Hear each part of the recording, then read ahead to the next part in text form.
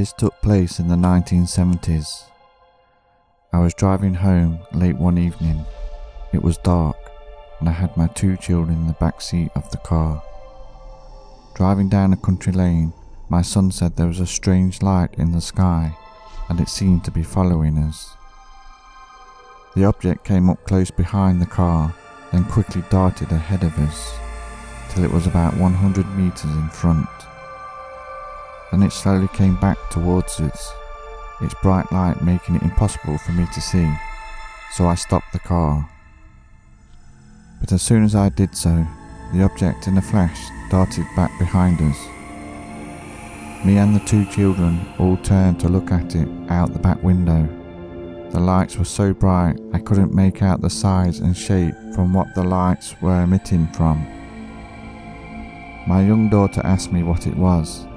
I said I didn't know. I went to drive off, but the engine stalled and then the headlights went out.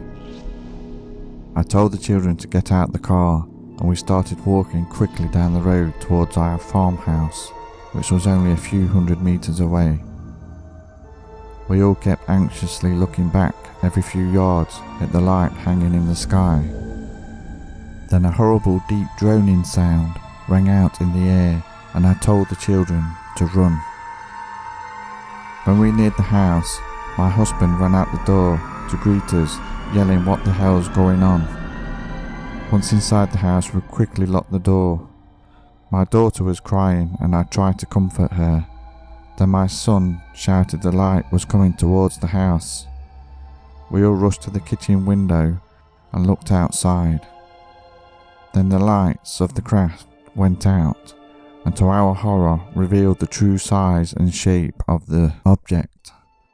It was saucer shaped, of metallic luster, and was twice the size of the house. It hovered in silence about a meter off the ground. We tried to use the telephone, but there was no connection, and all the lights in the house suddenly went out. My husband and I stood in the kitchen with the children in silence, staring at the strange alien craft facing our house. Then my husband went to get his shotgun from the cabinet. As he did, a bright light and a cloud of smoke emitted from the craft. I called out to my husband, who rushed back to my side. We all stood anxiously watching. Then through the smoke a figure emerged, a creature nothing like I had seen before, with long gangly arms and legs and a huge head with large dark eyes. It started walking towards the house, with other similar creatures following behind. I screamed with panic and my daughter started crying again. Then my husband said we must secure all the doors and windows. I helped my husband quickly push the kitchen table up against the door, whilst my son went round checking all the windows were locked. My husband said we should hide and be as quiet as we can. We felt there was not enough time to get to the attic, so we decided to hide in the food pantry. Before we did, my husband, who had his shotgun, handed me a kitchen knife. We all stood in the pantry, as scared as hell, listening for sounds. My daughter had stopped crying, but I could feel her shaking with fear, clutching at my clothes. Within minutes we could hear soft thumping on our door and scratching at the windows.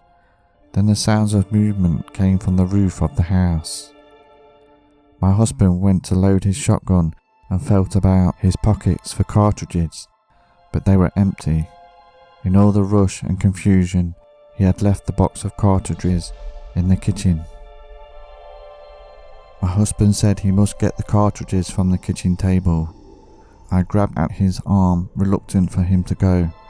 We could still hear movement on the roof of the house and the banging at the door. There was a long small crack in the pantry door, enough for us to see into part of the kitchen. My husband looked through it and nodded to me it was all clear.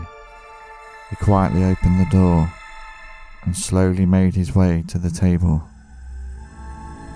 I watched my husband through the crack in the door until it was no longer in view.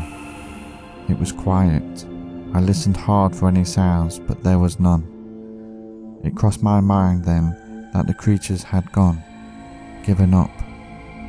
But then the sound of my husband crying out thrust through the air, and it made me scream out his name over and over. But there was no reply. Again, there was silence. My 2 children clung to me in the darkness as I tried to compose myself. Then I moved closer to the crack in the door and peered through it. There was nothing but still darkness. Then all of a sudden, out of nowhere, a large glowing reptilian eye stared back at me through the crack. I jerked backward and screamed in fright. Then the door of the handle started slowly turning. My son and I quickly grabbed at it to stop it, but the force was strong and the door opened a few inches. We were all screaming and crying, desperately pulling at the door. Then long green fingers inserted its way into the pantry through the gap of the door. By this time I was in a state of panic, screaming and crying. I picked up the knife from off the floor and lunged it at the malevolent green fingers. The creature cried out in pain, and I lunged again and again at the creature's fingers with the knife, until at last they dropped away from his limb to the floor. The door closed fully, and we once again grabbed at its handle to keep it shut. After a moment's silence, bright lights shone into the kitchen, partly lighting up the pantry through the crack in the door. As the bright lights faded, I cautiously opened the pantry door.